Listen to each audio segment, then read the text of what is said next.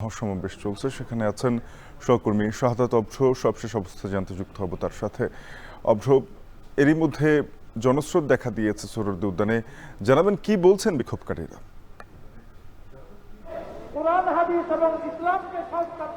শাফিন, এই মুহূর্তে হেফাজতে ইসলামের যে 4 দফা দাবিতে মহাসমাবেশের ডাক দিয়েছে, সেখানে কিন্তু হচ্ছে সকাল ভোর থেকেই কিন্তু মানুষ আসতে শুরু করেছিল এবং এই মুহূর্তে কিন্তু মোটামুটি বলা চলে যে এই যে সোহরাওয়ার্দী উদ্যান সেটি কিন্তু কানায় কানায় পূর্ণ হয়ে গিয়েছে।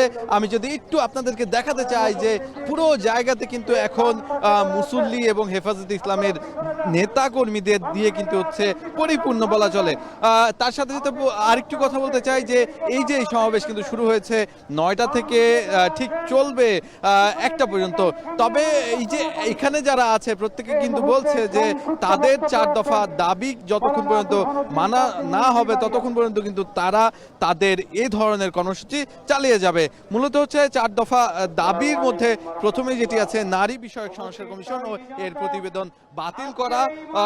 দ্বিতীয় নম্বরে যেটি আছে সেটি হচ্ছে সংবিধানে বহুতত্ত্বের পরিবর্তে আল্লাহর উপর পূর্ণ আস্থা ও বিশ্বাসের পুনর্বহাল করতে হবে এবং পরবর্তীটি হচ্ছে হেফাজতে ইসলামী নেতাকর্মীদের বিরুদ্ধে মামলা, যেসব মামলা দায়ের করা হয়েছিল সেগুলো প্রত্যাহার করতে হবে এবং শাপলা চত্বরের হত্যাকাণ্ড সহ গণহত্যার বিচার করতে হবে।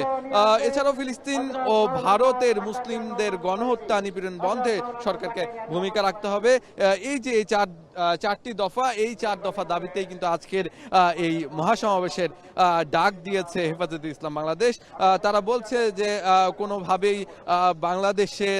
বাংলাদেশের এই যে এত বছর ধরে হেফাজতে ইসলাম নিপীড়ন নির্যাতনের শিকার হয়েছে সেই মামলাগুলো এখনো থাকবে, সেটি কোনোভাবেই হতে দেওয়া চলবে না। তার সাথে সাথে কিন্তু তারা বলছেন যে তাদের এই 4 দফা দাবিতে বাংলাদেশের মুসলমানদের দাবি কিন্তু মিশ্রিত আছে। তারা চায় বাংলার জনগণ, বাঙালি মুসলমানরা যা চায় তাই যেন হয়। বাংলাদেশের এই যে নতুন সরকার, অন্তর্বর্তী সরকার, সেই সরকারের কাছে তাদের আহ্বান যেন অতি সত্বর এই যে এই 4 দফা দাবি মেনে নেওয়া হয়।